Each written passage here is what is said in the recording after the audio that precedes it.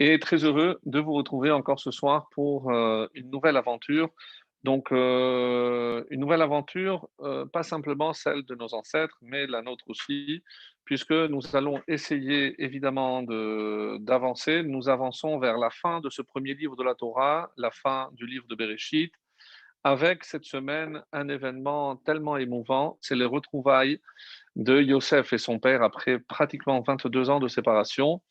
Et lorsque Yosef va se faire connaître par ses frères. C'est aussi un retrouvaille avec son petit frère, Binyamin, donc une paracha avec beaucoup, beaucoup d'émotions. Mais avant toute chose, comme cette paracha tombe toujours à proximité d'une date aussi cruciale, et on ne peut pas passer outre, puisque c'est notre calendrier aussi, et on va dire un petit mot sur ce jeûne, un jeûne particulier qui aura lieu donc cette année un vendredi, assez exceptionnel, puisque généralement les jeûnes qui tombent un vendredi, comme vous le savez, sont repoussés à dimanche. Un jeûne, surtout lorsqu'il est on va dire un rappel d'un événement tragique, donc on ne l'avance pas, donc on ne veut évidemment pas avancer un malheur, donc il est reculé en espérant qu'il soit bien entendu, comme les prophètes nous l'annoncent, annulé très bientôt. Donc ce jeûne du dit Tevet donc, a une particularité, c'est que s'il tombe le vendredi et il est maintenu le vendredi, comme cette année, ça va être le cas. Alors certains voient des signes précurseurs de grands bouleversements, comme le fait que Saturne et Jupiter, pour ceux qui suivent un peu l'actualité, se trouvent sur la même ligne que, que la Terre. Donc cet événement rarissime, surtout avec cette distance qui est effective à peu près chaque 800 ans. Donc c'est un événement assez rare.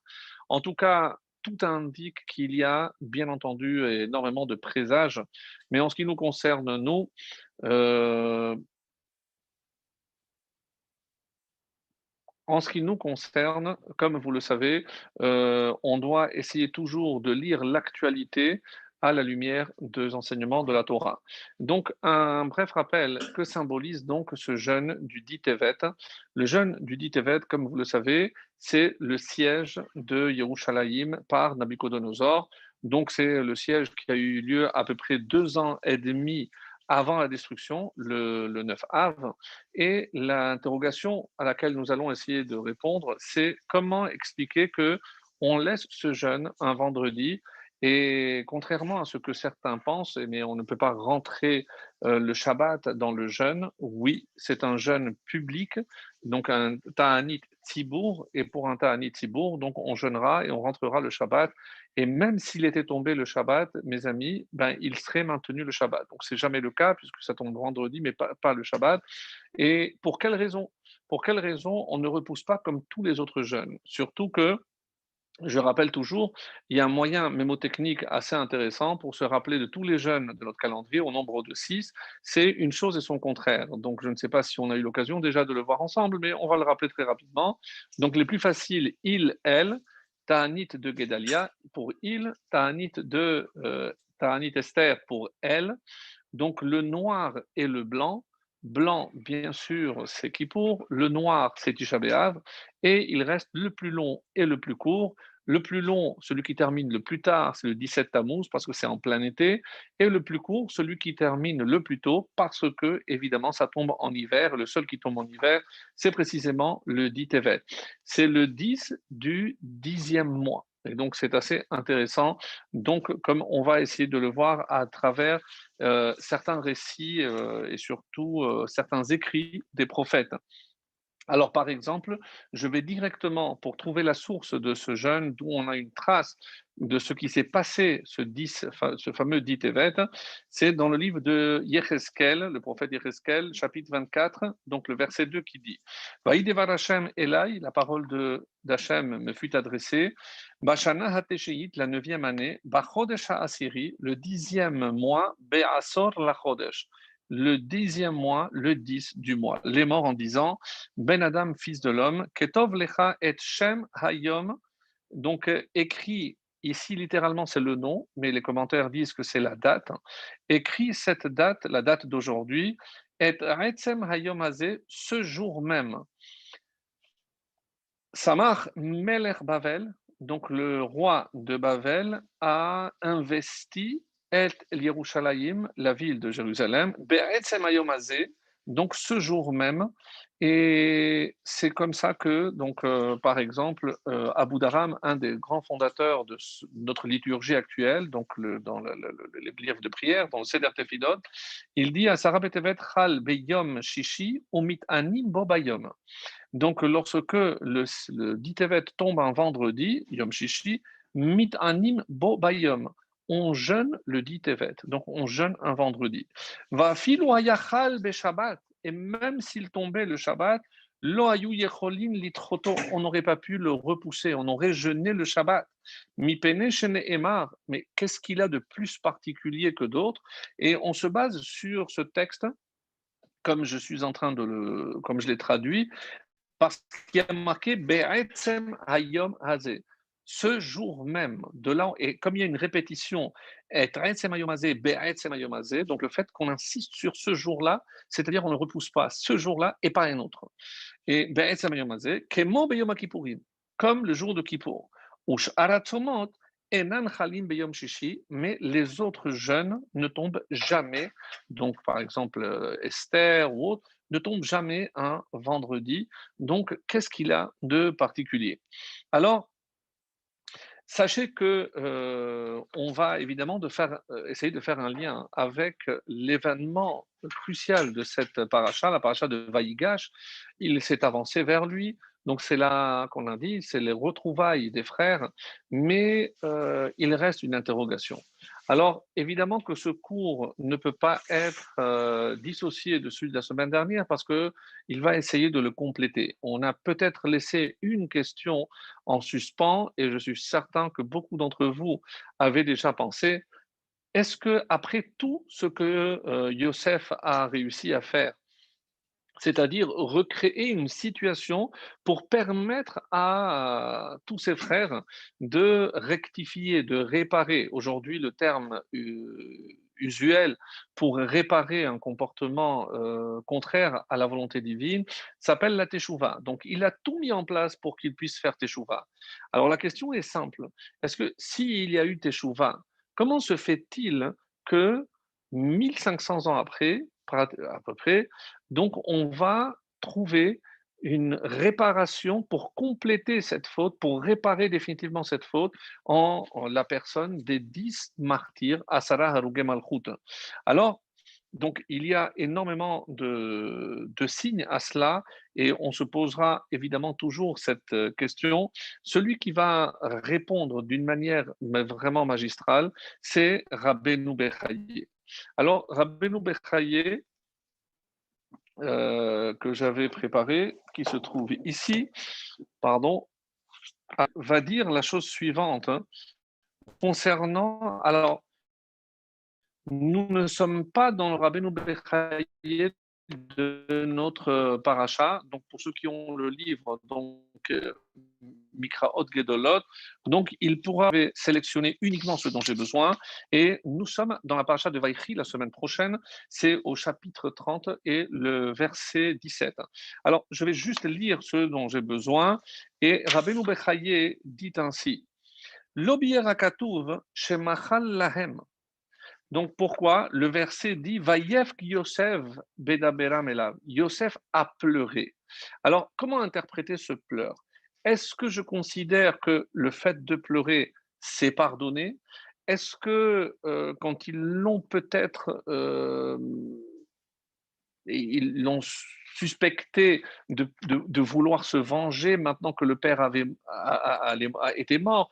Donc, comment interpréter ce pleur? Et donc, c'est là où Rabbeinu Bechaye intervient et il dit L'Oberakatuv shemachal lahem. À aucun moment dans l'écriture, on voit que Yosef leur a pardonné.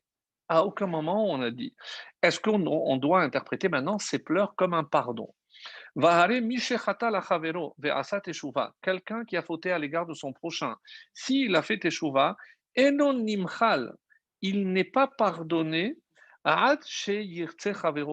que jusqu'il ait obtenu le pardon de celui, évidemment, qu'il a lésé. Donc, Moi, j'ai fait teshuva, mais j'avais offensé quelqu'un. Très bien, ma teshuva. Mais est-ce que ça efface, est-ce que ça c'est le mot, pas pardonner, mais est-ce que ça efface complètement la faute que j'ai faite à l'égard de mon prochain? Non. עד שיצא חברו. ואף על פי שהזכיר הכתוב, וינחם אותם וידבר אל ליבם. Il les a consolés, il leur a parlé dans le cœur, mais on ne voit pas de mot de mechila. לא ראינו שיזכיר מחילה ולא שיישא פשעם. À aucun moment il dit non. Alors oui, il va dire, comme on va le voir, non, c'est pas vous qui m'avez envoyé, c'est pour la subsistance, les mihya que Dieu m'a envoyé. C'est vous, vous avez pensé du mal, mais Hachem, il a pensé du bien. Tout ça, c'est très beau. Mais à aucun moment, il y a le terme de Mechila. Et alors, Ve'alken, ouvrez grand des oreilles. Hutzrach ha'onesh liyot kamus. Et donc, cette faute a eu besoin d'être un petit peu en retrait, gardée, les hippaked, pour s'en souvenir, sortir, achar zman, bien longtemps après. Et à quel moment? Beinyan Asara Haruge Malchut. C'est le seul qui parle clairement en faisant un lien. Il met d'abord en évidence le fait qu'il n'y ait pas eu ni de demande de pardon, ni de pardon. À aucun moment les frères disent écoute, on est désolé, on n'aurait pas dû. Et à aucun moment on ne voit de la part de Yosef s'exprimer. Donc, qu'est-ce qu'on veut apprendre par là?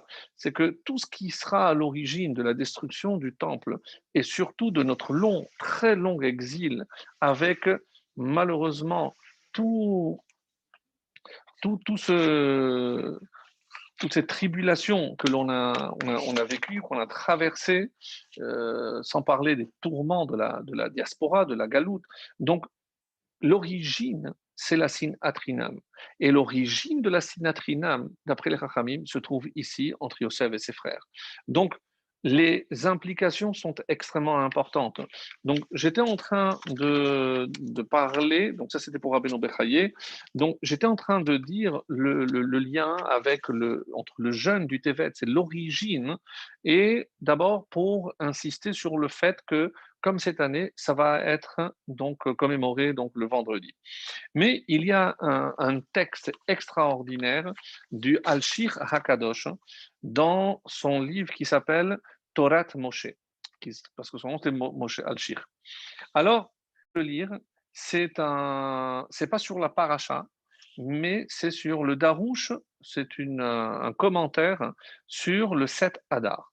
Donc, ceux qui veulent aller voir tout le texte, il est très long. Je n'ai pris que ce dont j'ai besoin pour que l'on comprenne, mes amis, ce qui va se dérouler ce vendredi. Alors, comme c'est veille de Shabbat, on ne peut pas parler de la paracha sans parler de cet événement que nous allons commémorer. Et il dit ainsi, Yesh lehavin, ce qu'il faut comprendre, Halo Yud-Tevet, lo yarakat halat matzor ha'ir, que le dit Tevet, ce n'est pas simplement le début du siège de la ville, ve'at teshanim umerta lo nechreva, ce n'est que 2 années et demie plus tard qu'elle sera détruite. Ve'kache churbana mistama min hatralat hamatzor. Donc, et il faut déduire que la destruction est certainement beaucoup plus grave que le siège, que l'investissement, lorsque le roi a investi la ville, comme on l'a lu dans Yecheskel. Velama Tisha B'Av en doche Shabbat. Alors je ne comprends pas. Si je dis que la destruction est plus grave, donc quand Tisha B'Av tombe un Shabbat, on le repousse au dimanche, donc on commencera samedi soir. Donc on dit que Tisha B'Av n'a pas la force de repousser le Shabbat à part Kippour. Ve'ayen, donc il explique là-bas, Be'eruvin, Tisha B'Av, Shechal Be'erev Shabbat, En Mashlimin, etc. Ve'yud Tevet, Be'erev Shabbat, Mashlimin. Mais alors que lorsque le 10 Tevet tombe un Erev Shabbat, comme cette année, donc le 10 Tevet, Mashlimim, on le fait. Ah, on va rentrer Shabbat dans le Ta'anit, dans le jeûne. Mais comment on peut imaginer? Ve'aya doche Shabbat, comme on l'a lu d'ailleurs, donc le texte que je vous ai lu en Boudaram, mais même si c'était tombé Shabbat, on l'aurait repoussé. Alors on doit comprendre, qu'est-ce qui se passe? Levaer dehine atam shekavuta anit al matzorai. Il faut comprendre déjà la raison pour laquelle, pour un simple siège, et évidemment le mot simple est à mettre entre guillemets, le fait qu'on ait instauré ce jeûne sur le siège, Allo Haïta Yerushalayim kama pe'amim b'matzor. Mais la ville de Jérusalem a été assiégée de nombreuses fois. On n'a jamais dit qu'à chaque fois qu'elle a été assiégée, on a fixé un ta'anit, un jeûne. Non, pourquoi? Qu'est-ce qu'il y a de particulier? Mais Matzor, mais Paro, donc ils sortent, ils donnent quelques moments au moment où la ville a été entourée. רק הטעם דמה שהייתה העיר בטרדת המצור 2 שנים ומרצה, le fait qu'elle était assiégée pendant 2 ans et demi, זו מחמת שבאותו יום ששמח מלך בבל Lemata, et il reprend la terminologie que nous avons lue dans le prophète Yecheskel, parce que au moment où le roi de Bavel assiégeait, investissait donc la ville de Yerushalayim, Lemata, à Yerushalayim, ici-bas, sur Jérusalem, Kemochen, ouvrez grandes les oreilles, Yashevu Beddin Shelemala, il y avait aussi un Beddin, un tribunal céleste, Elu Maiminim, Elu Misamilim, avec les accusateurs et les défenseurs. Donc ceux de droite et ceux de gauche. Ad Shegaveru Amasmi'ilim. Qui l'a remporté? C'est Midat Adin. Midat Adin a remporté, et alors, Venecherav Abayit. Et c'est à cause de ce siège, à cause, là en français c'est bien parce que c'est siéger, c'est assiéger, le siège, mais c'est aussi parce qu'ils se sont assis pour juger. Donc il y a eu un jugement là-haut et la décision a été prise que la ville de Jérusalem allait être détruite. Donc on comprend mieux pourquoi, parce que on a l'habitude de dire c'est le début de la fin, mais la destruction, le 9 Av, n'est que la conséquence de ce jugement qui a eu lieu quand? Le 10 Tevet. Ce n'est pas tout. Donc on voit bien que malheureusement, que cette malédiction, la perte du temple, eh ben, le fait que chaque année, tant qu'il n'est pas reconstruit, c'est comme s'il avait été détruit. Comme c'est dit, chaque génération qui n'a pas vu sa reconstruction, c'est comme s'il avait assisté à sa destruction. Nimtza Shebavel, Shana veshana nitradesh churban chadash. C'est comme si chaque année, on décidait de sa redestruction. Vezeu bechol pam keshemagia oto yom shel asara betevet. Et quand cette décision est prise, chaque année, lorsque le dit Tevet arrive, sheitril az lemala mishpat achorban, parce que c'est le jour-là où il y a eu un jugement là-haut pour savoir si on allait détruire, kemochen bechol dorvador. De la même façon, à chaque génération, yoshvim beddin shel mala. Chaque année, le 10 Tevet, il y a un siège là-haut. On va se réunir, les malachim avec Akadosh Baruch Hu, pour savoir Vegozrin Ahurban Shel Kol Shana Veshana, et donc on va maintenant décider. Mais c'est-à-dire, mes amis, que si un jour, Be'ezrat Hashem, le plus vite possible, le temple va être reconstruit, quand est-ce qu'on aura pris la décision là-haut? Vous l'avez compris, c'est évidemment le dit Tevet. Le dit Tevet, on jeûne, pas simplement sur le siège, mais parce qu'on sait qu'il y a un jugement qui se déroule là-haut, qui est en train de nous dire et de décider si cette année va être reconstruit le Bet Amikdash. Vedavar ze merumaz ksat besefer akranim. Alors, il envoie un livre où il y a peut-être une allusion. בעניין חודש טבת ידוע, דעל צרה שעברה כמו יום שמת בו אבי ואמו, אין אנו מתענים בשבת. Si, par exemple, sur un malheur qui a eu déjà lieu, on a donné l'exemple du 9 Av qui tombe un Shabbat, on le repousse. Si jamais, nous quelqu'un doit faire le jeûne pour le jour du décès de son père ou de sa mère, et que ce jour vient à tomber le Shabbat, il ne jeûne pas. Le Shabbat, on ne jeûne pas. Ah, c'est important. Certains disent qu'il peut le repousser, certains disent que non, puisque le lendemain, c'est plus la date. Alors, qu'est-ce qu'on apprend de là? Qu'il jeûne pas pour un événement qui a déjà eu lieu. Aval, ta'anit chalom, mais un ta'anit sur un rêve, donc il y a certaines catégories de rêves que si jamais il le fait le vendredi soir, il doit jeûner le Shabbat. Mutar l'étanot, il est permis de jeûner. Pourquoi? Donc,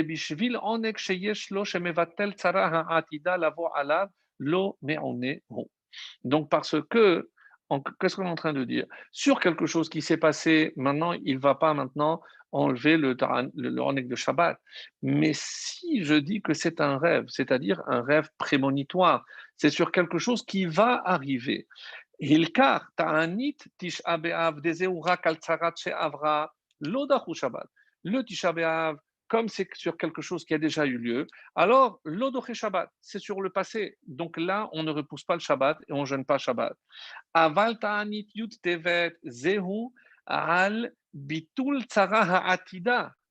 Donc le fait qu'on puisse en ce jour décider d'annuler un futur malheur, oneghu, c'est un bonheur, c'est une délice. Ve'aya dachi Shabbat. Et c'est pour ça que même si le dit Tevet tombait un Shabbat, on aurait jeûné le Shabbat.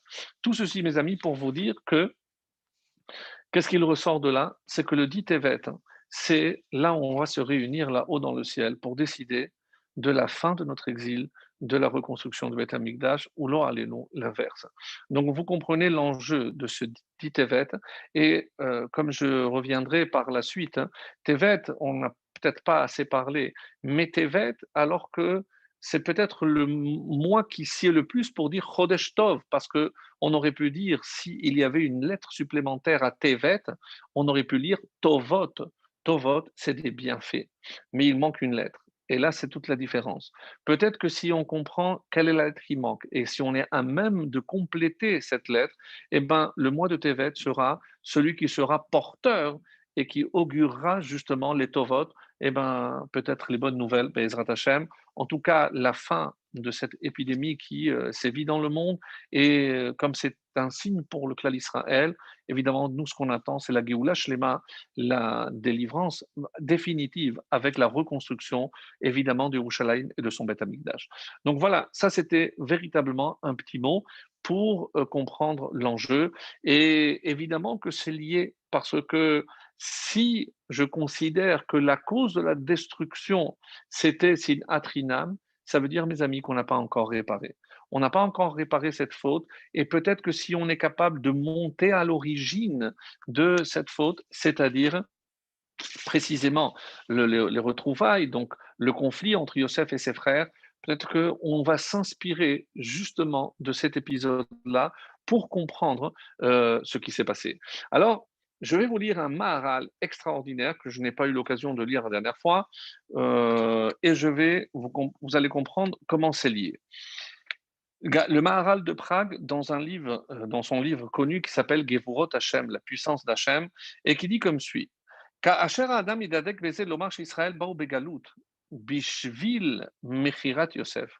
Donc, penserait que pourquoi il y a eu l'exil d'Égypte, c'est à cause de la vente de Yosef. Parce que si Yosef n'avait pas été vendu, donc il ne serait pas descendu en Égypte, et toute la famille n'aurait pas été obligée de descendre en Égypte, etc. Peut-être qu'on aurait pu. Donc, parce qu'on a vendu Yosef, il y a eu comme conséquence l'exil d'Égypte. Yimtsa Sheze Hefer. Le Maharal dit c'est exactement l'inverse. Écoutez bien. Shakadosh Baruch Hu amar lo le Avraham. Dans le Brit Ben Amitayim, qu'est-ce qu'il lui a dit? Kodem ledat hashvatim, avant même la naissance des tribus d'Israël. Yado ateda ki ger yeh zaracha. Tu sauras que ta descendance sera esclave, be'eretz olahem, etc. Va'avadum, ve'inu otam, arba miot shana. Et ils vont être asservis, et on va le faire souffrir, combien? 400 ans. Les mots, c'est pour ça que je le lis, parce que des fois, les mots sont tellement puissants, et le Maharal, déjà la puissance, mais les mots le sont davantage.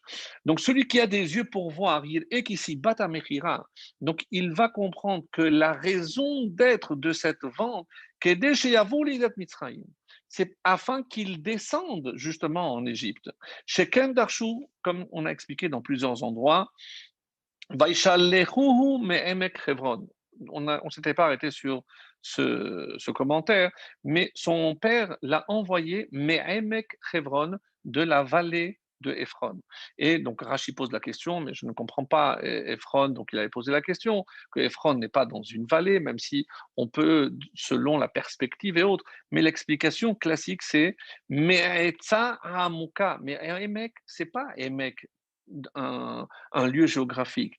Mais Etzahamuka, ce qui se trouve chez le tzaddik à Kavour Bechevron, c'est précisément ce qui a été annoncé à ce tzaddik qui est enterré à Hebron, qui Abraham. Et qu'est-ce qu'il lui a été dit? Qui guère, qui parce que ta descendance sera étrangère dans un pays étranger. Vehine haya shi'abud shel Misraim siba la mechira. Lo shete ha-mechira siba le shi'abud. Attention comment on lit et comment on interprète les événements dans la Torah. C'est nous, qu'est-ce qu'on dit? Parce qu'on a vendu, a eu l'esclavage d'Égypte. Mes amis, non. C'est parce qu'il devait y avoir un esclavage. C'était annoncé à Abraham. Comme il devait y avoir cet esclavage, alors il y a eu la vente de Yosef. La vente de Yosef n'est pas la cause, c'est la conséquence. C'est parce qu'il devait descendre en Égypte que Hachem a permis cette vente de Yosef. Alors, est-ce qu'ils ont bien fait, sans rentrer maintenant dans tous les détails? Et ce qui pour nous est intéressant, c'est que pourquoi dans la paracha précédente, celle qui parlait de l'exil, on a dit qu'il y avait Vaïeshev, après Miketz et Vaïgash, dans Vaïeshev, il y a eu un passage assez intéressant où on a dit que Yaakov Avinu a voulu s'installer Béchalva en toute quiétude. Et là, on lui a dit quoi? Non seulement les tzadikim veulent hériter du monde à venir, mais ils veulent aussi ce monde. Donc, on a dit non. Et qu'est-ce qui s'est passé? Rugzo Shel Yosef. Là, malheureusement, donc Rugzo, c'est exactement l'inverse de Shalva. Shalva, c'est la sérénité, la paix intérieure. Rugzo, c'est vraiment toutes les tribulations qui sont liées à Yosef, à la vente, la disparition et tout ceci. Donc, alors, est-ce que vous pensez que c'est injuste qu'un homme qui dise, eh ben voilà, maintenant je m'installe, c'est fini, maintenant j'ai toute ma famille, je suis entouré de mes enfants, mes petits-enfants, à quoi on aspire de mieux? Est-ce qu'on peut imaginer que Yaakov, le tzaddik, qui a connu tellement de déboires, vous pensez que ça, il voulait prendre la retraite? Une retraite dorée? Non. Donc, il y a ici, et c'est pour ça que je vais vous lire ce passage parce que je l'ai trouvé tellement beau, une explication. Alors, c'est un midrash Miktav Yad, donc c'est un manuscrit dans Torah Shelema, et un midrash, donc peut-être pas assez connu, mais que j'ai trouvé extraordinaire. Quelle était l'aspiration de Yaakov Avinu? Alors, pour moi, ça a été véritablement une découverte. Et comme vous le savez, que chaque fois que je découvre quelque chose qui me passionne, eh ben, je pense à une chose, c'est évidemment vous le transmettre. Alors, il ressort, avant de vous lire ce texte, qu'il y a certaines conditions dans ce qu'on appelle, on a l'habitude d'appeler Berit, l'alliance Ben Habetarim, entre les moitiés, entre les morceaux. Et il faut donc, qu'est-ce qui a été annoncé? La galoute, donc ils vont être étrangers quelque part, Avdout, donc l'esclavage, et Aïnou, et le Aïnouï, donc c'est la souffrance. Donc les trois conditions pour que s'accomplisse la prophétie qui a été annoncée à Abraham. Alors, maintenant, Bikesh Yaakov la Shevet Beshalva. Yaakov, il a voulu s'installer en quiétude, en tranquillité. Mais mes amis, ce serait mal connaître Yaakov, Israël, que d'imaginer qu'il aspirait à une retraite dans le sens où nous, on peut comprendre ce terme. Non. Alors, Vayeshev Yaakov, Amar Rabbi El-Hazar, écoutez bien ce que Rabbi El-Hazar a dit. Qu'est-ce que ça veut dire Vayeshev Yaakov? Qu'est-ce qu'il a voulu dire par là? Il a voulu s'installer. Melamed Shechashav Yaakov Bedarto. Yaakov a pensé en lui-même et il s'est dit Kvar Amar HaKadosh Baruch Hu l'Avraham liyot banav gerim. Hachem a promis à Abraham que ses enfants, ses descendants allaient être des esclaves. Hare ani hayiti ger. Donc, Ger, la descendance d'Abraham, moi je suis un descendant d'Abraham et j'ai été étranger, Esrim Shana, Bébet Lavan, j'ai été pendant 20 ans chez Lavan. Donc ça c'est Gerut, donc c'est la galoute. Meshuambad Betsono, et donc j'ai travaillé dur pour des clopinettes, donc j'étais comme un esclave, comme il a dit à ses propres femmes, je suis un esclave pour lui. Vekevan Shera'a, Esav Halach Laïr. Comme il a vu que Esav était parti, donc il était retourné dans une autre terre, Yetziata et Mori, Amar Yaakov Bezeit Kayem Shiabud Arba Meot Shana Yasheva Dato. Exceptionnel. Quelle est la tranquillité à laquelle Yaakov est arrivé? De se dire que par lui, à travers lui, s'est accomplie la prophétie faite à Abraham que sa descendance sera esclave dans une terre étrangère. Parce que Haran, c'est pas une terre étrangère. Et écoutez, si on fait le calcul exact, lui, il a passé 21 ans chez Lavan, 21 ans d'esclavage et en tant qu'étranger. Mais, et combien on va le faire en Égypte? Mais c'est multiplié par 10. Ce ne sont pas 21 ans, mais 210 ans. Donc il y a un rapport, il y a un rapprochement exceptionnel. Quelle était la volonté de Yaakov? Yaakov s'est dit, ça y est, à travers moi c'est accompli, et il était Béchalva. Il s'est dit, ouf, c'est fini, c'est derrière moi. Cet exil que Dieu a annoncé à Abraham est derrière moi, il s'est accompli par moi. Maintenant, vous comprenez que lorsque Yosef arrive avec ses rêves, il se dit, mais c'est pas possible. Aviv Shamar et Adavar, il a gardé cette chose pour lui. Qu'est-ce qu'il a gardé? Évidemment, il y a plein de commentaires. Mais qu'est-ce qu'il a gardé, mes amis? Qu'est-ce qu'il savait qu'il a bouleversé? Que les rêves de Yosef ne vous pouvaient dire signifier qu'une seule chose. Il symbolisait la galoute. Il a compris, Rugzo Shel Yosef, c'est pas la vente, la disparition, c'est que dès qu'il a interprété les rêves, dès qu'il a compris le message des rêves, il s'est dit, oh, mais j'ai rien compris. C'est pas moi qui vais subir ça, mais c'est encore la génération d'après. C'est-à-dire que Shamar et Adavar, il s'est dit, Yosef, ses rêves symbolisent une et une seule chose, c'est la galoute, c'est l'exil. Et c'est comme ça que il se dit, alors pourquoi ça n'a pas été possible avec moi?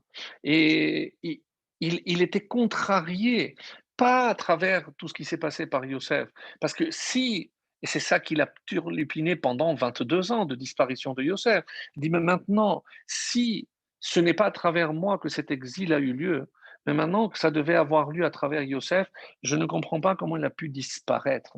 Et c'est peut-être ça qu'il n'a pas compris, mes amis.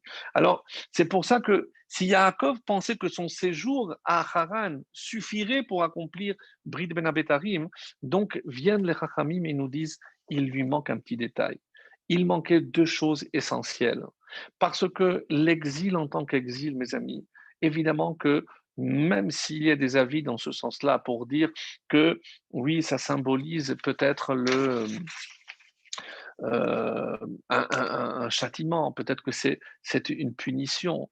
Alors, je voulais vous apporter un texte avant de continuer.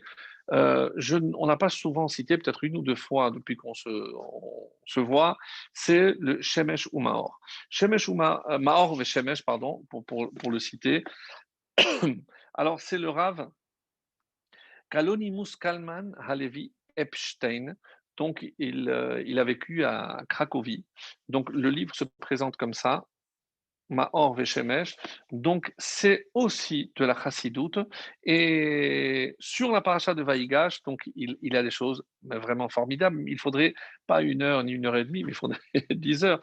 Mais donc, le travail, je vous le mâche pour sélectionner vraiment les morceaux choisis qui nous intéressent. Et, et il dit, puisque nous avons parlé, c'est une introduction évidemment au livre de Shemot, mais pour comprendre évidemment tous les enjeux qui se cachent derrière ces événements. Et il dit comme suit, donc je prends vraiment l'essentiel, Veika Galut Mitzrayim. Donc c'est pour moi, ça a été aussi une très grande découverte, même si on a peut-être fait déjà des allusions par le passé, mais je ne l'ai jamais lu dans ces termes, et même si je perds le temps, évidemment que ce n'est pas une perte de temps que de lire un texte, alors que je pourrais évidemment vous le transmettre, d'abord pour travailler l'ivrite, parce il faut bientôt nous rejoindre ici, mais aussi parce que ça fait du bien à la Neshama d'entendre l'ivrite. Et il dit comme ça, Ikar, donc le Rav Epstein, Veikar galut Mitzrayim haïta להעלות אותם הניצוצות למקום שורשם לקדושה הילאה ולעשות אותה כמצולה שאין בה דגים, היינו שלא להשאיר בה שום ניצוץ קדושה במקום הטומאה. וכן עשו ואז נגאלו. Alors, écoutez bien, nous, on sait qu'il y a évidemment un lien étroit avec la fin de notre exil et l'exil, puisque l'exil d'Égypte, c'est le modèle. Donc, il faut comprendre quel a été ce mérite par lequel ils sont sortis d'Égypte, alors qu'on pensait qu'on avait atteint véritablement le point le plus bas possible. Alors, il dit, et il fait allusion à, c'est pour ça que j'ai dit qu'on a déjà fait des allusions à cela, c'est à la faute de Adam Arishon. Comme vous le savez, Adam Arishon s'est séparé de sa femme et il a fait teshuva sur sa faute pendant 130 années. Et alors on dit que pendant ces 130 années, sans rentrer dans tous les détails bien sûr, mais d'après certains, il a eu des pertes séminales, donc et ce sont des nitzotzot, des étincelles de Kedusha qui sont tombées dans la Toum'a, dans l'impureté. Et le Ikar, la Galoute Mitzrayim, comme il nous dit, c'est quoi l'essentiel de cet exil d'Égypte? C'est les Ha'alot Otam Hanitzotzot, de récupérer ces étincelles, les Makom Shorsham Gdusha, pour les ramener à la Gdusha, c'est-à-dire au sein même d'Israël. Velaasot Ota Kimtsula She'en Badagim. Donc, comme un endroit où il n'y a pas d'eau, des eaux tranquilles. Qu'est-ce que ça veut dire? Il ne fallait pas laisser une trace d'étincelle divine de pureté dans la Toum'a. Et c'est ce qu'ils ont fait, Vehaz Nigalu, et c'est ça qui leur a permis d'être délivrés. Alors, il va rentrer dans les détails, même si on avance un peu sur Shemot, mais c'était lié, et vous comprendrez aussi, parce que qu'est-ce que Yosef, et c'est dans l'explication qu'il donne à ses frères lorsqu'il dit non, on n'a pas compris.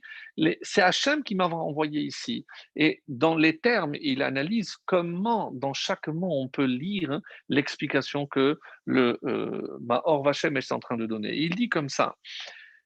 Nous savons que par quel mérite nos ancêtres ont quitté l'Égypte, Bisrout Shloshadvarim, parce que, c'est comme c'est rapporté dans le Midrash Rabbah, ils ont été délivrés, et un de ces trois mérites, pourquoi? Chez Loshinu et Leshonam, parce qu'ils n'ont pas changé Leshonam, leur langue. Et moi, je vous pose la question, est-ce que, on s'est toujours posé peut-être la question sous cette forme, c'est pour ça que je dis que pour moi, ça a été vraiment une découverte extraordinaire.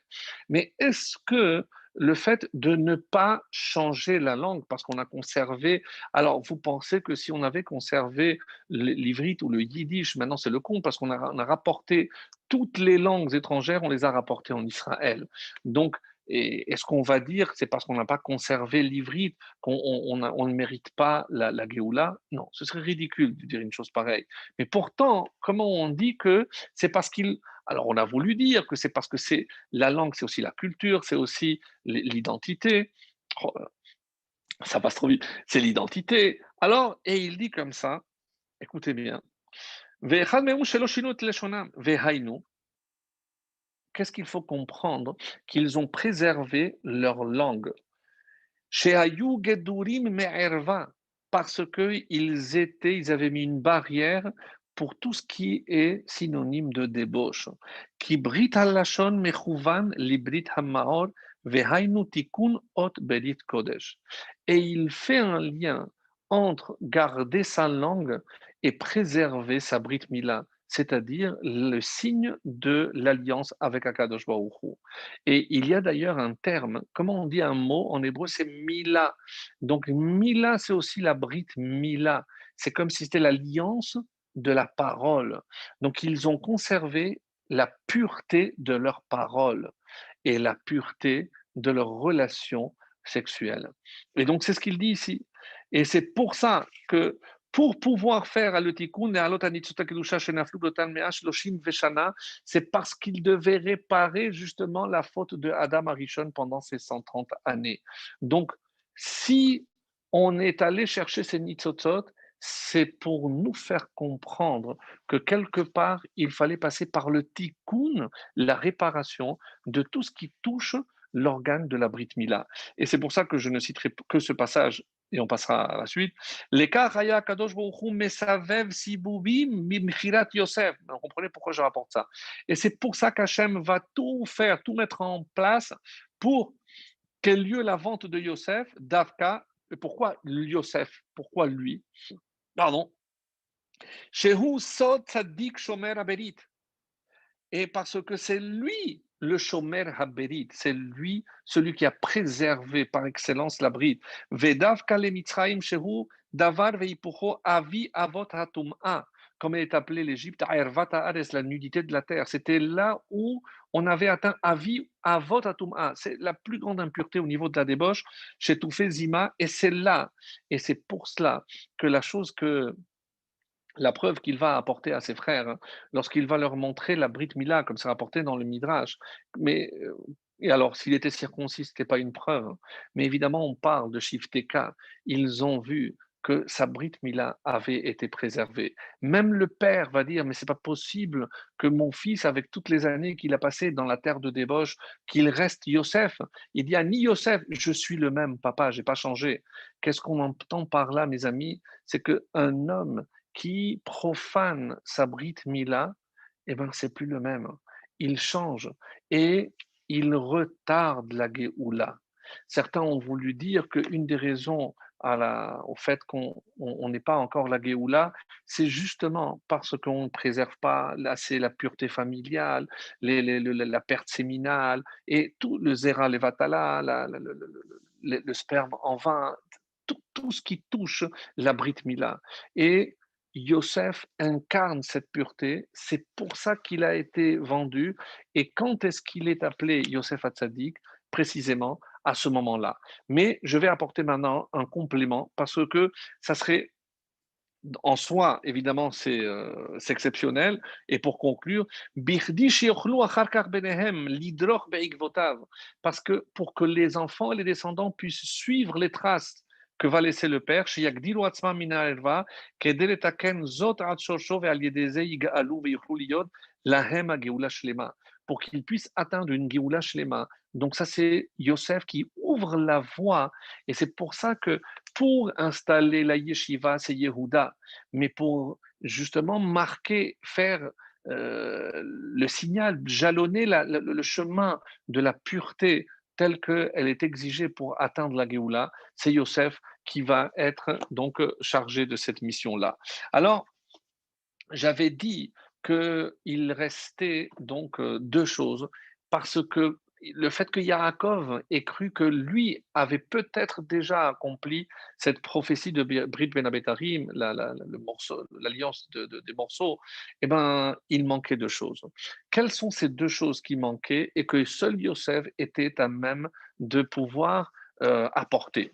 Et alors, c'est comme ça qu'il était dit, il y a deux choses. C'est la Emouna, la vraie foi, la croyance, et Arva et la fraternité. Il manquait deux choses. Donc, ces deux choses que seul Yosef était à même d'apporter. Parce que sans ces deux choses, donc, on n'aurait pas pu, évidemment, traverser cet exil. Et c'est pour ça que dans Brit Ben Abetarim, donc, on va voir les deux choses. C'est peut-être ce qui se cache dans cette alliance, c'est le secret de la lumière et l'obscurité, le secret peut-être des chutes, mais aussi de l'élévation.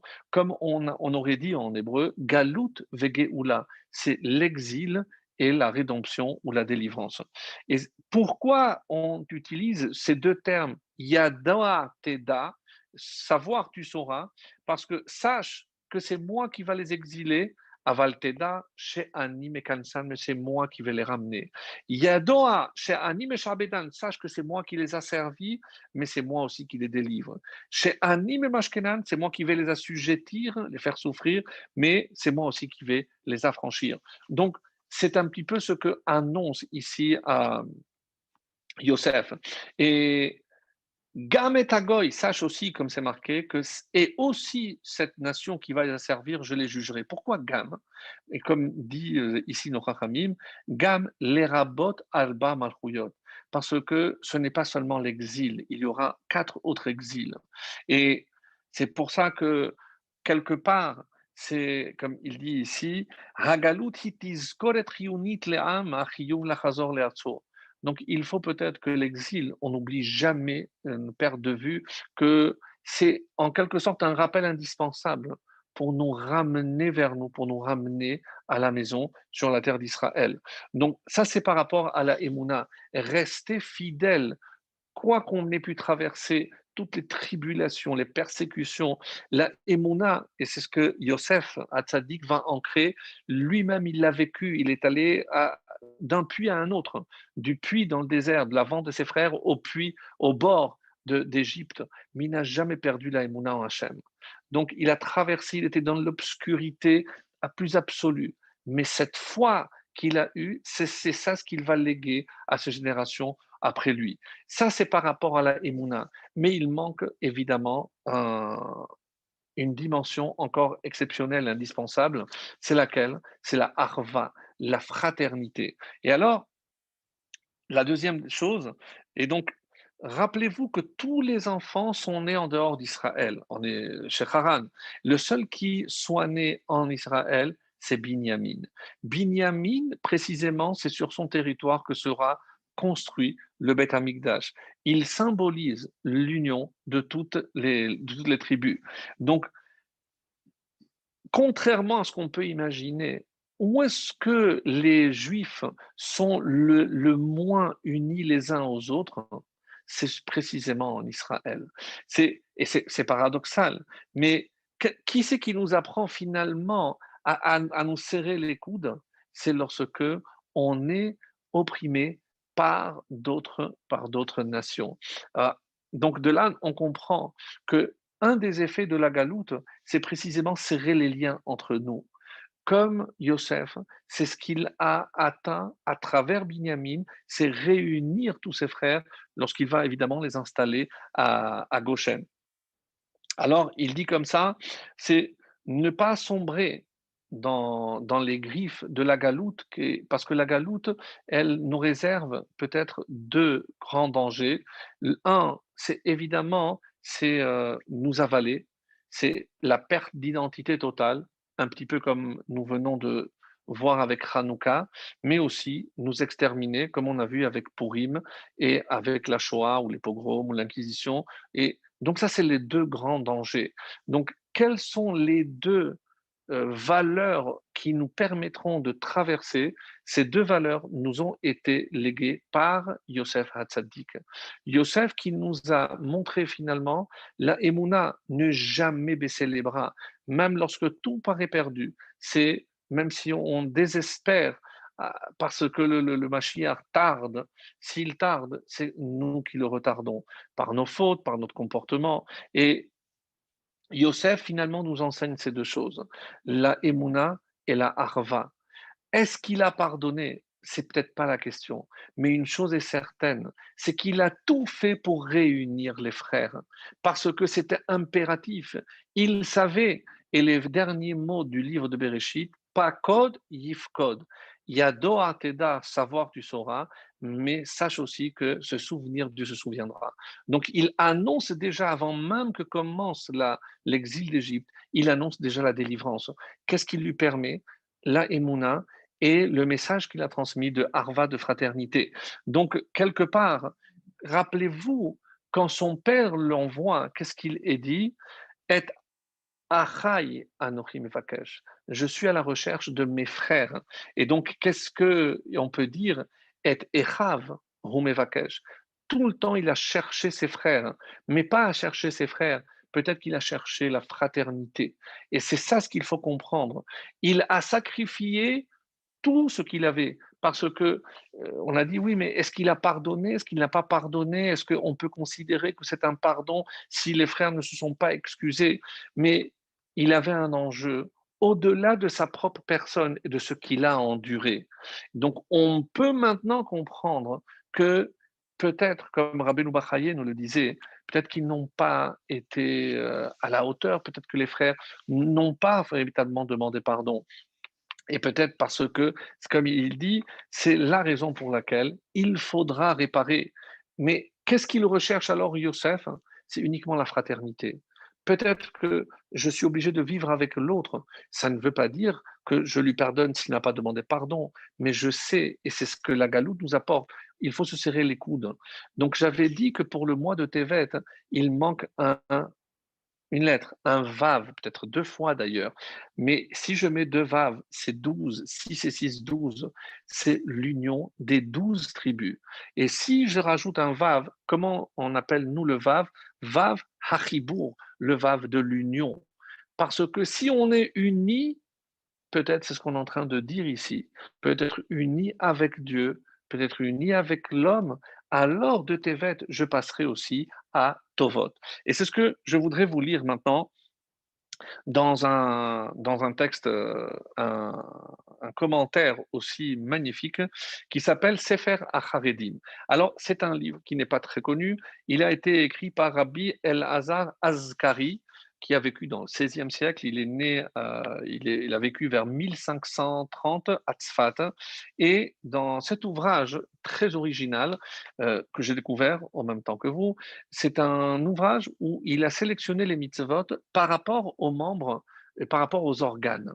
Donc toutes les mitzvot qui sont liées à l'œil, les mitzvot qui sont liées à la bouche, exceptionnel. Et donc j'ai choisi ce texte qui dit Legabe sin atrinam, par rapport à ce que nous on appelle sin atrinam, ktiv, il est écrit clairement dans la Torah Lotisnat achicha bilvavecha, tu ne haïras pas ton frère dans ton cœur. Vehu shoresh kol haraot. Donc ici, évidemment, vous avez compris qu'on parle du cœur. Mais c'est la source, la racine de tous les mots, M-A-U-X. Re'e kama garma sinat Yosef le echav. Regarde les conséquences de la haine des frères de Yosef à Yosef. Ve'al sinat rinam. Et c'est à cause justement de cette sinat rinam. Anu begalut ha'aroch haze mikol hagaluyot. Donc il le dit clairement. Donc il ne connaît pas tout ce qui va arriver après 1500. Peut-être qu'il a vu les croisades, évidemment, avec l'expulsion des Juifs d'Espagne. Mais il dit, c'est la racine de ce long exil. Mes amis, c'est peut-être ce qui manque, c'est ce qui manque le plus cruellement. Alors, quand est-ce que on considère que Yosef a commencé à enlever le masque? Puisque dans cette paracha, il tombe le masque et il se fait connaître. Quel a été l'élément déclencheur? Alors, il y a à ce propos donc plusieurs avis, et en tout cas, le texte dans le verset 30, que je vais citer Rachi, qui cite qui cite Sota, le traité de Sota, la page 36b, qui nichmeru rachamav, donc que sa pitié pour son frère, donc a été éveillée. Sha'alu Yosef le Binyamin. Donc, en fait, il y a une discussion qui est rapportée par Rachid, donc au nom de la Gemara, qui dit Yosef a demandé à Binyamin Yesh lecha ach mehem, est-ce que tu as un frère de la même mère? Et il lui dit Ach hayali, oui, j'ai eu un frère. Ve'en yoda echanhu, mais je ne sais pas ce qu'il est devenu. Yesh lecha banim, et c'est juste après le verset Elohim yochnecha beni. Dieu te donnera la grâce, mon fils. Et yochnecha, comme l'expliquent certains commentaires, c'est qu'il te donne la grâce à travers des enfants. Est-ce que tu as des enfants? Il lui dit oui, yeshle asara, j'ai 10 garçons. Bien, Mashmam, mais est-ce qu'on demande quel est le nom? C'est curieux. Est-ce que quand vous demandez à quelqu'un, ah bon, et c'est quoi le nom de vos enfants? Qu'est-ce qui se cache derrière? Nous savons que le nom exprime comme lui-même les deux noms qu'il a donnés à ses enfants. D'ailleurs, rappelez-vous que lui, il a eu deux et son frère Binyamin, 10. Ça fait 12. 12, donc les enfants de Léa, puisque Rachel, pardon. Donc Rachel, donc, elle a eu deux enfants et de ces deux enfants, il y a eu 12. C'est les 12 tribus, bien sûr. Donc ça, c'est juste pour retrouver ce chiffre 12. Uma Shemam, et il explique qu'il donne les noms Bela, Becher, tous les noms qu'il donne. Et là, la Gemara trouve, mais Umativan Shel Shemot Halal, ou demande la Gemara, mais c'est quoi la nature de ces noms? Ils sont bizarres, on n'a jamais entendu parler de ces noms. Alors il dit, Binyamin lui a répondu, oui, Kulam al Shem Achi ve'atzarot shemetzaohu. Tous les noms que j'ai donnés, c'est par rapport aux enfants, par rapport au malheur de mon frère. Ah bon? Oui, pourquoi Bella chez Nivla Ben Aumot? Parce qu'il a été avalé. C'est un jeu de mots avec la racine. Becher, parce que c'était le Bechor. Lui, c'était l'aîné de ma mère. Ashbel chez Shebaoul Choupim, parce que j'ai pas vu Choupato, et il n'a pas vu la mienne, n'a pas vu, j'ai pas vu son mariage, ni lui a vu le mien, etc., etc. Qu'est-ce qui a marqué? Miyad Nichmeru Rachamav. Lorsqu'il a vu que même sans le connaître, il n'a fait que penser à son frère, là, il a craqué. Donc il n'a pas craqué quand il l'a vu, il a craqué quand il a compris que son frère ne l'a jamais oublié. Alors, le rabbi dit dans l'écouté Sichot, Nir'e shebetor sichatam, ou beikvot abracha. Donc c'est quoi ce langage, quoi cette discussion? Et il explique, et d'ailleurs, pourquoi il ne se fait pas connaître à ce moment-là? Il se cache pour pleurer. Le Hermec d'Avar dit il ne pouvait pas encore se révéler parce qu'il devait d'abord les faire subir, comme vous le savez, donc l'épreuve avec donc pourquoi il n'a pas posé la question la première fois qu'il a vu Binyamin et pas à la fin? Parce qu'il fallait d'abord passer par la coupe, et cetera. Donc il fallait qu'il, mène à son terme donc tout le projet qu'il avait, heu, qu'il avait érigé. Alors le rabbi il dit comme ça, hein, que c'est quoi cette discussion? C'est par rapport à la bracha qu'il lui a faite: «Elokim yornecha beni». קרה עניין ששבר את יוסף עוד יותר מעצם המפגש של בנימין. Il y a quelque chose qui l'a brisé plus que la rencontre de ce frère Binyamin. Rashi a expliqué qu'est-ce que c'est la bracha yochnecha, comme hayeladim asher chanan, c'est la même expression. Donc Dieu t'a accordé sa grâce à travers tes enfants. Vaimaher Yosef, et vite il s'est caché, ki nichmeru lachamav el achiv, parce que sa pitié là, elle s'est éveillée. Hainu שדובר על ילדי בנימין ובהקשר של אחווה בין יוסף לבנימין. Donc on a ici un lien de fraternité tel avec ce frère, ולכן נחמרו רחמיו. C'est peut-être ça, mes amis, que on est à la recherche de cette union exceptionnelle où la souffrance de l'un et aussi la souffrance de l'autre. Les fichas, c'est pour ça que Rachid dit, la dracha de la Gemara, Odot ha-regesh ha-achva bilti yuman chez Bita Binyamin. Parce que vous imaginez qu'à chaque naissance, alors que chaque naissance est une joie, mais lui, il n'avait que pensé que pour son frère. Ketzad bechol hashanim shechalfu b'shemot kol eser yaldav bita et tzatza. Comment toutes ces années qui sont passées à chaque naissance, il y avait encore une pensée pour lui.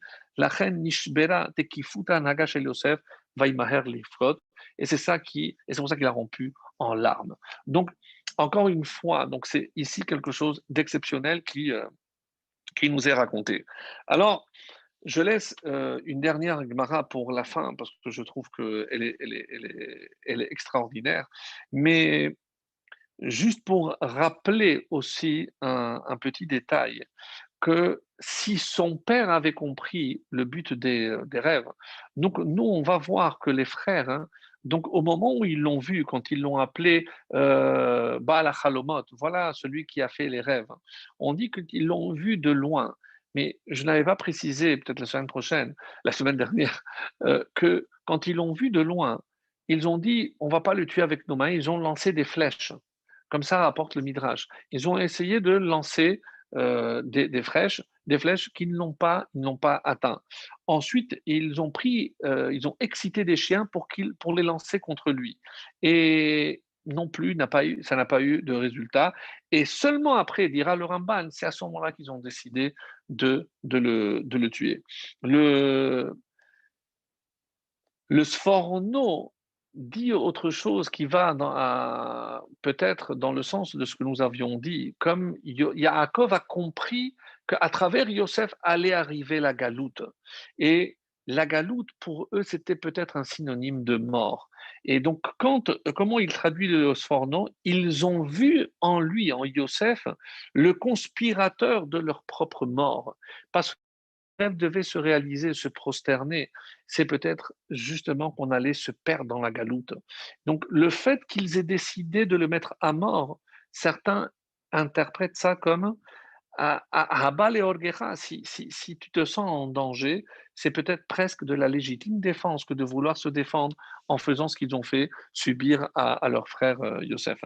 Donc en tout cas, une chose est certaine ici, et c'est pour ça que je voudrais avancer dans ce sens-là, c'est que lorsque le père avait envoyé Yaakov, rappelez-vous, donc il lui avait dit, va voir et Shelom Achichem.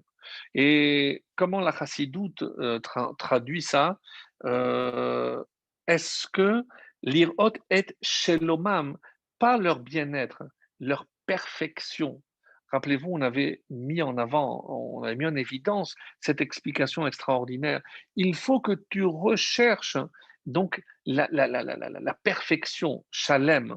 Alors, et shelomam, c'est et shelemutam, c'est-à-dire leur perfection et tout ce qu'il y a de positif.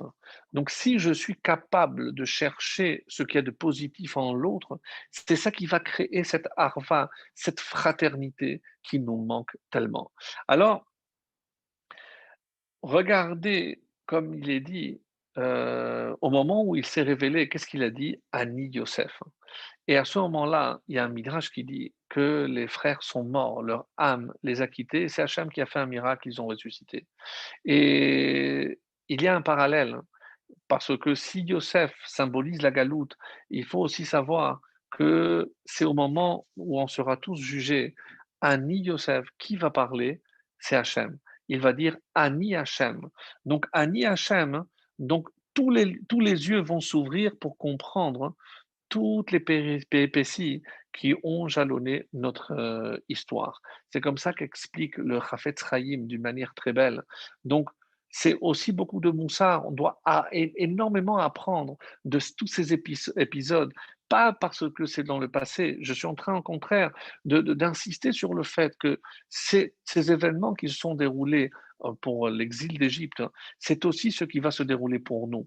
Donc, si nous, on est capable de comprendre que tout ce qui nous est arrivé, c'est parce que Hachem a évidemment fait en sorte que ce qui devait arriver va arriver. Et ça, on n'y peut rien. Donc c'est comme ça qu'il leur dit. Qu'est-ce qu'il leur dit? Loatem shelartem oti hena. Mais non, mais c'est pas vous qui m'avez envoyé. Qui a Elohim? Mais c'est Hachem qui m'a envoyé. Ou Moshel, c'est lui qui est venu, qui m'a installé. Vous ne pouvez rien. On ne parle pas ici de, c'est une question de pardon, pas de pardon. On s'élève et on voit l'événement de notre perspective. Alors, euh, ici maintenant, il va falloir trouver aussi un autre exemple. Je me rends compte que l'heure passe vite. Et à savoir qu'il ne peut pas, Yosef n'en voulait pas à ses frères. Il n'a pas cherché à aucun moment à se venger, parce que lui, il était animé de cette émouna qui faisait en sorte qu'il était convaincu que c'est comme ça que ça devait se passer. Qu'est-ce que finalement il nous a enseigné d'une manière tellement claire? C'est que tout ce que Hachem nous envoie, même les Rechaïm, même ceux qui viennent pour nous faire du mal, je ne peux pas lui en vouloir, parce que quelque part, c'est Hachem qui a décidé. Écoutez ce passage que vous avez déjà entendu dans le livre de Samuel 2.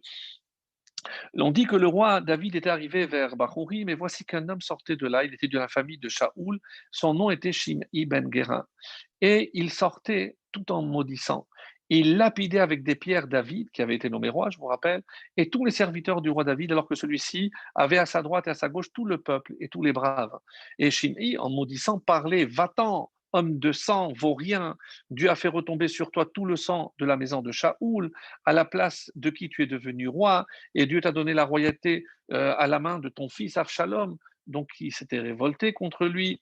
Et te voilà dans ton malheur parce que tu es un homme de sang, donc tu ne mérites pas d'être le roi. Regarde, même ton fils a pris la place. Qui était à côté? Abishai ben Tserouya, et dit au roi: Mais pourquoi ce chien mort? Quel va mettre? Pourquoi ce chien mort maudit mon Seigneur? Permets-moi que je traverse et que je lui enlève la tête. Et là, le roi dit: Qu'y a-t-il entre moi et vous, fils de Sérouya? S'il maudit, et si c'est Dieu lui a dit, maudit David, qui peut dire à Hachem, Hachem, pourquoi tu agis ainsi? Puis David dit à Abishai, serviteur, voici que mon fils qui est sorti de mes entrailles. C'est-à-dire que David a compris que c'est Hachem qui l'envoie. Ah, attention, mais on verra par la suite. Il sait que il mérite une punition. Et par la suite, on verra que quoi? Dans le livre de Roi, lorsqu'il va demander à son fils Shlomo, attention avec ce Shimi ben Gera, il m'a maudit, Vehorata et Tsevato bedam sheola, tu as le devoir de le tuer pour le punir. Donc il va le faire. Ah, mais pourquoi c'est pas David qui l'a fait? Ça, c'est une autre question. En tout cas, vous savez que c'est Ishimini, que qui va descendre là-bas, on dit que c'est Mordechai. Bon, en tout cas, il y a plein de choses, mais on ne va pas tout dévoiler. Mais c'est pour apprendre que Yosef a compris une chose, et peut-être c'est ça l'enseignement de la Emouna, c'est de voir la lumière dans l'obscurité, de voir dans des événements qui peuvent nous paraître tellement accablants, Quoi, mes propres frères? Mais si c'est Hachem qui a décidé que c'est à travers ses serviteurs, vous savez, il y a une Gemara que vous connaissez qui dit que tout celui qui s'énerve, c'est comme s'il faisait Avodah Zarah. Pourquoi? C'est le Tanya qui le rapporte dans la Kol hakohes כאילו עובד עבודה זרה. Et pourquoi? לפי שבעת כעסו נסתלקה ממנו האמונה. Parce que quelqu'un qui s'énerve, c'est quelqu'un qui perd la émouna. Pourquoi? כאילו היה מאמין. Parce que s'il croyait véritablement que c'est de Hachem que ça vient, לא היה בכעס. Pourquoi tu t'énerves? Tu t'énerves contre Dieu. Mais si ça t'arrive, c'est parce que Dieu a voulu que ça t'arrive. ואף שבן אדם שהוא בעל בחירה. Et si c'est un homme qui a choisi de le maudire, évidemment, ou de le frapper, ou de faire du mal, ou mitraïev b'nei adam, b'nei shamayim, donc l'autre, il rendra des comptes. Afal pichen al hanizak var nigzar min hashamayim ve'arbe shluchim lamakom. Ne t'inquiète pas, c'est pas à toi de lui régler ses comptes, parce que s'il agit comme ça, il donnera évidemment des comptes. Mais toi, c'est l'enseignement que tu dois prendre. Et c'est ça la émouna que Yosef Hatzik nous a apprise. Alors, il faut savoir aussi, comme il est dit, Velo yachol Yosef leitapek. À un moment donné, Yosef n'a pas pu se contenir. Les chol anitzavim, donc il a dit, faites sortir tous ce gens-là, parce que avant de commencer à pleurer, avant de se faire reconnaître. Qu'est-ce qu'il a cherché à faire? Il a cherché, parce que nous, on dit toujours Yosef a tzaddik. Pourquoi c'est un tzaddik? On a donné des explications par rapport à la pureté sexuelle, tout ce que vous voulez, les preuves avec la femme de Potiphar, mais il y a toujours, n'oubliez pas, comme dans l'étable, il y a entre moi et Akadosh Baruch Hu, il y a entre moi et mon prochain. Donc, où est-ce que je vois dans le comportement de Yosef qu'il a agi aussi à l'égard d'autrui? Et là, mes amis, on serait vraiment mais époustouflé de voir dans le détail comment Yosef, dans chaque détail, il préfère, pourquoi il va prendre le risque, mais il ne va pas pleurer, parce qu'il ne veut pas humilier, comme ça c'est rapporté, comment il va se faire reconnaître devant les étrangers, donc pour ne pas humilier ses frères. C'est comme ça qu'il dit, il ne veut pas faire honte à ses frères. Alors il dit, Lo yachol Yosef, il ne pouvait pas, alors nous on a dit, il ne peut pas se contenir, mais il ne pouvait pas, non, il ne pouvait pas faire honte à ses frères. Pour lui, c'était tellement ancré en lui, comme Tamar, l'exemple de... Mais Noachlo, il vaut mieux se jeter dans une fournaise ardente que d'humilier quelqu'un en public. Alors, et maintenant, imaginez qu'en restant seul, ça peut-être on n'y a pas pensé, mais il y avait maintenant Shimon et Lévi qui ont été capables à 13 ans de décimer un peuple entier. On dit dans le Midrash que si un seul d'entre eux, il aurait pu tuer Yosef. Donc il se met en danger. Maintenant qu'il a attendu 22 ans pour que se réalisent, je ne dirais pas ses rêves prémonitoires ou ses prophéties, si vous préférez, mais il met tout en danger. Pourquoi? Pour ne pas humilier ses frères. C'est-à-dire, regardez, il a tellement attendu et il préfère tout mettre à terre plutôt que d'humilier ses frères. Donc, c'est ça, Lo Yachol Yosef, Leit Apek, mais il a attendu jusqu'à que tous les Égyptiens aient quitté. À ce moment-là seulement, Bishvil Atzmo Lo Yachol Itapek. Pour lui, il s'en fout. Aval Kedel Ibno Abusha Mechav. Donc, mais pour éviter une humiliation des frères. Vous savez ce qui est écrit, comme vous l'avez certainement déjà vu, comme c'est rapporté dans Tanhuma, il dit Ani Yosef Achichem, Miyad Parha Nishmatam. Comme ça rapporte le Midrash, leur âme est partie. Amar Rabbi Yochanan, Oilanu miyomadin, Oilanu miyomatochecha, malheur à nous le jour du jugement.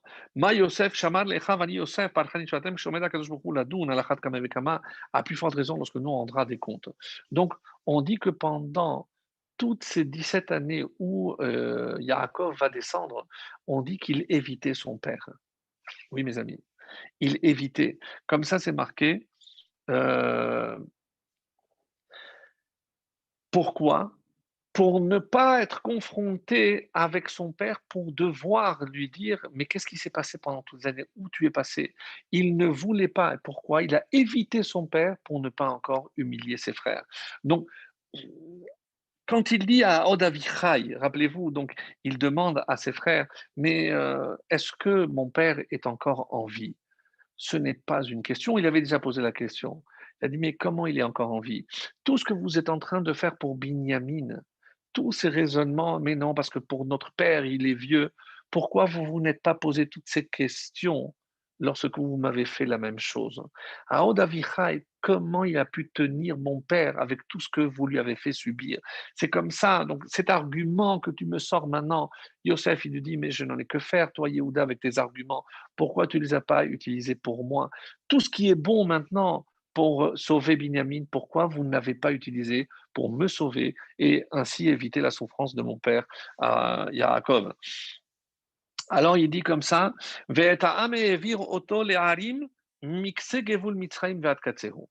écoutez bien ce fameux midrash. Vers la fin de la paracha, on dit qu'il a pris tout le peuple, il les a fait passer d'un endroit à l'autre. Dans une Gemara Choulin, Amar Rabbi Shimon ben Lakish, c'est exceptionnel. Harbe mikraot shreuyim lisrof. Il y a beaucoup de passages dans la Torah qu'il aurait valu brûler. Alors bon, c'est un show, il parle durement, comment il peut dire une chose pareille pour parler de la Torah. Bref. Alors, Rashi explique, Lo hayalo le katvam shen lahem tzorech batorah. Donc, on n'aurait pas eu besoin de l'écrire dans la Torah. C'est comme ça il dit. Parce que peut-être qu'il n'y a pas tellement de Kedusha. Dire que Yosef, c'est une mesure qu'il a utilisée pour déplacer la population égyptienne d'un endroit à l'autre. Vehen hen goufet Torah. Mais on n'a pas compris. Ça, c'est l'essentiel de la Torah. Rashi, te'amim gedolim teluyim. Parce qu'il y a évidemment de grands enseignements qui se cachent. Alors, il prend l'exemple dans la Gemara. Ve'etam evir oto le'arim. À nous. Donc c'est chapitre 47, le verset 21. Maïnaf kamina, mais à quoi ça sert? Qu'est-ce que ça nous apporte? Delo likroule echav galuta, shelo yikroule echav, pour que les frères ne soient pas appelés immigrés. Puisque tout le monde a changé d'endroit, alors lorsque les frères allaient venir, pour qu'on ne les traite pas de nouveaux immigrés, c'est pour, encore une fois, éviter l'humiliation des frères. Jusqu'où Yosef peut aller. Donc, Vechen, comme c'est Rashi, les Zichron, donc, de toute façon, vous n'êtes pas non plus chez vous, dans votre terre. Tout le monde est étranger, donc pour, en quelque sorte, englober et faire passer les frères. Et le mec d'Avar dit quelque chose aussi d'extraordinaire. Ta'amo shel Yosef shaya kedei lifnot Eretz Goshen. De lui, il dit pourquoi c'était pour libérer la terre de Goshen pour pouvoir les installer là-bas. C'est pour ça qu'il a déplacé tous ses habitants. Ça, c'est une autre explication. Et je voudrais juste rajouter ceci. Va yomer le Yosef, hine avicha chole. On a dit à Yosef, ton père est malade. Et qu'est-ce que Miyamar, qu'est-ce que ça veut dire? On est venu dire à Chomri, donc les gardiens sont venus dire Melamed shekol sheva esre shana sheyakov bemitzrayim lo ba elav Yosef. Pendant 17 ans, il n'est pas allé voir son père. Pourquoi? Pourquoi il ne voulait pas rester seul avec son père? Parce que, pour ne pas amener à ce que son père maudisse ses frères. Mekalelam. Comme ça, c'est rapporté dans Torah Shlema, donc que j'ai déjà cité. Al Yosef. Donc, même par la suite, il va dire Mi elle, mais d'où tu as sorti ces enfants? Et il lui dit Vechen Yosef Inyan les Salek, parce qu'il fallait lui aussi, pour ne pas, comment toi, tu as réussi ici en Égypte à préserver, tu es sûr que ces deux enfants méritent la bracha, il, tu as mi penemal o nashak Yaakov le Yosef. Pourquoi Yaakov n'a pas osé embrasser Yosef? Alors oui, vous pensez parce qu'on dit qu'il était en train de faire le schéma, et quoi? Et on dit que Yosef, il n'avait pas le schéma, mais non, c'était la limite. Yosef, il l'a déjà fait. Alors évidemment, il y a plein de questions, on ne peut pas répondre à tout, mais une très belle explication nous dit que c'est comme ça qu'Hachem a remercié. Comme on dit que pour les bikurim, donc chaque fois qu'on passe dans le champ, on dit le plus beau, le premier qui est sorti, c'est pour Hachem, le premier qui est sorti. Donc Yaakov Avinu, en voyant maintenant son frère, son fils Yosef, qu'est-ce qu'il a dit? Toutes ces 22 années, c'est Shema Israël, c'est pour toi Hachem. Et pourquoi Haïdé? Alors, Mipene Shaya Bagalout, comment? Si tu étais en Galout, c'est sûr, Nashim, tu as embrassé des femmes, peut-être que tu as profané ta Brit Mila, etc. Et alors qu'il ne désirait qu'un baiser de son père. Vekama Rata Yosef Leasbir Leaviv, c'est que il a presque envie de dire: «Mais papa, tu sais que c'est parce que je t'ai vu, quand j'ai vu ton image, que c'est de ça qui m'a préservé». Donc quelque part, heu, quand Yosef est devant son père, hein, il perd un peu les moyens, mais toujours, il n'a jamais perdu de vue quoi? Justement, de ne pas causer une mauvaise parole à l'égard de ses frères. Et j'ai dit que j'allais conclure avec une Gemara. Pour moi, je pense que c'est peut-être la partie l'essentielle, et c'est pour ça que je l'ai laissé pour la conclusion. Alors, euh, et on va faire le tour puisqu'on revient à Sarah Haruge Malchut. Alors, c'est dans le traité, et c'est la conclusion, hein, je trouve que c'est ça, le temps avance. Donc, c'est dans le traité de Kiddushin, la page 81b. Et voici ce qui est dit. Des Tanya, on a essayé dans une braïta. Isha haferam vacham islachla. Donc, il s'agit d'une femme qui a fait des vœux et c'est le mari qui a annulé ses vœux. De quel vœu il s'agit? Donc, juste pour comprendre le contexte, une femme qui a fait le vœu de faire nazir. Donc, elle doit, comme vous le savez, s'abstenir de couper les cheveux, de boire du vin ou d'avoir un contact avec l'impureté, avec les morts. Et Isha Haferam, donc le mari a annulé, Vachem Islahla, et Hachem lui pardonnera. Alors la question que pose ici, de quoi donc parle le texte? Beisha Shenadra Benazir, d'une femme qui a fait vœu d'être nazir, Veshama Baala, son mari a écouté, Veheferla, et le mari a entendu, il a annulé le vœu. Alors, Vehilo Yada, mais elle ne savait pas que son mari avait annulé le vœu, Sheheferla Baala, Vehaita Shota Yayin, Umetam Alametim, et elle a bu quand même du vin et elle a fait ce qu'il ne fallait pas. Mais entre-temps, le mari avait annulé. Alors, la Baraïta, elle fait remarquer Rabbi Akiva, qui avait écouté bien, c'est Rabbi Akiva qui ava matele haipsuka hava bache. Rabbi Akiva, lorsqu'il arrivait à ce texte-là, il pleurait. Sincèrement, vous avez trouvé, vous, quelque chose à pleurer ici? Mais Rabbi Akiva, c'est celui qui a rigolé lorsque tout le monde pleurait. C'est lui qui rigole. Et maintenant que tout le monde est un peu stupéfait, maintenant c'est lui qui pleure. Pourquoi? Amar. Uma mishenit kaven lechol basar chazir. Si quelqu'un déjà qui a pensé, qui a eu l'intention à manger de la viande de porc, ve'ala beyado besar talé, et finalement il a eu sous la main basar talé, de la viande d'agneau, la Torah a dit tzricha kapara ou slicha. Il faut une réparation et le pardon.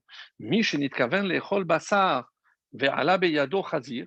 Et maintenant, si quelqu'un a eu l'intention de manger de la viande, de manger du porc. Et il a eu effectivement de la viande de porc, à la chat kama vechama, à plus forte raison. Alors, kayotse badavarazat omer, velo yadav Hashem. Donc, qu'est-ce que le texte ici? Il ne comprend pas pourquoi Vachem yislachla, et Hachem, il doit lui pardonner. Mais entre-temps, elle a mangé. Mais elle n'a pas fait de faute, puisque son vœu avait été annulé. Qu'est-ce que Hachem doit pardonner? Pourquoi Rabbi Akiva a pleuré?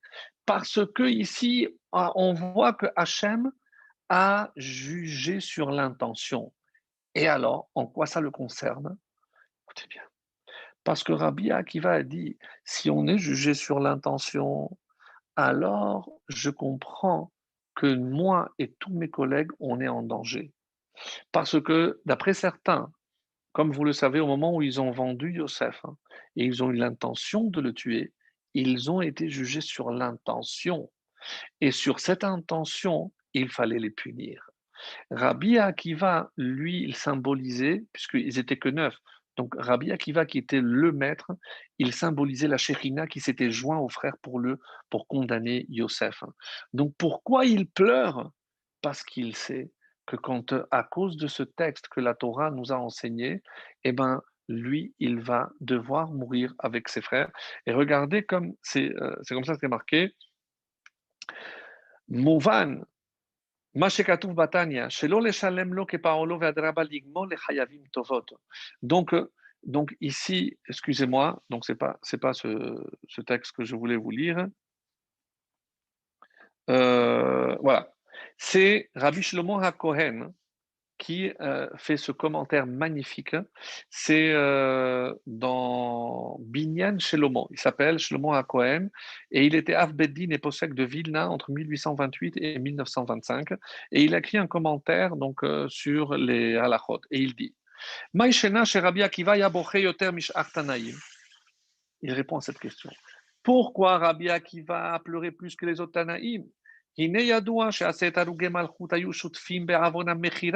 Parce qu'il savait que les 10 étaient complices dans la vente. Et dans les écritures, dans les écrits de Ari Akadosh, parce qu'il remplace la Shekhinah, parce que comme on avait déjà expliqué que Reuven était parti, mais Anito, Vekevan shegia le mikrase ayaboché. Pourquoi en arrivant là il pleurait? De af le mishala beyado basar tale tzalir kapara. Parce que si à la fin il n'a pas fait de faute, mais il avait l'intention de manger du cochon et il a eu de l'agneau, il faut kapara. Ach kach lerache Yosef shemachnu leachehem ve'aita machashava u'masra lera.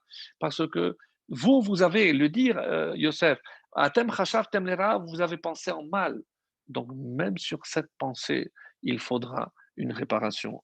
C'est peut-être Hachem, il a pensé en bien, oui, mais vous l'avez pensé en mal. Et donc, malheureusement, donc, il faudra rendre des comptes. Et donc, comme j'ai dit, on va terminer par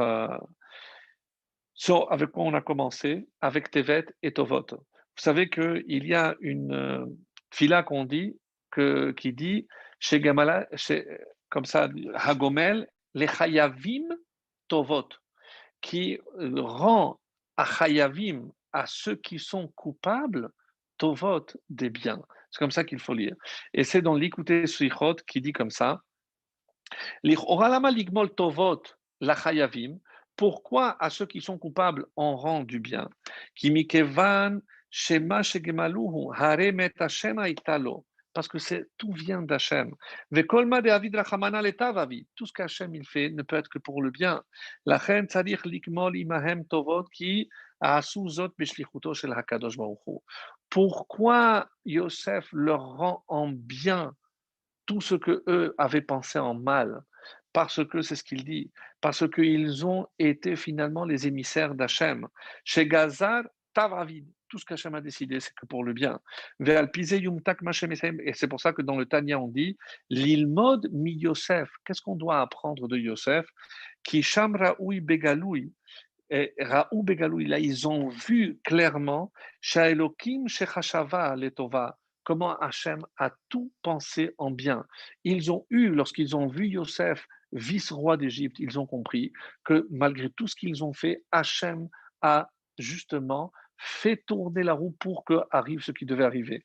Vezo asbara, shekol echad tzadik ligmol lechayavim tovot. Et c'est peut-être que ce que nous devons apprendre, que même lorsque malheureusement il y a des gens qui nous font du mal, donc il est chayav, il est coupable, mais comment on doit lui rendre tovot par des biens. Donc si qu'on soit tous à la hauteur de Yosef, qui a été capable de rendre en bien, de voir le bien, alors peut-être qu'il n'a pas pardonné, mais il a réussi cette chose incroyable, c'est la harva. C'est parce qu'il savait que l'essentiel, c'est qu'on soit unis. Même si on a des différends, même on peut être unis dans cette différence et que ce mois de Tevet se transforme en Tovot, en bienfait, et qu'on voit ce vendredi que là-haut soit enfin décidé la reconstruction du Beth Amikdash et la fin de notre galoute, de notre exil. Amen.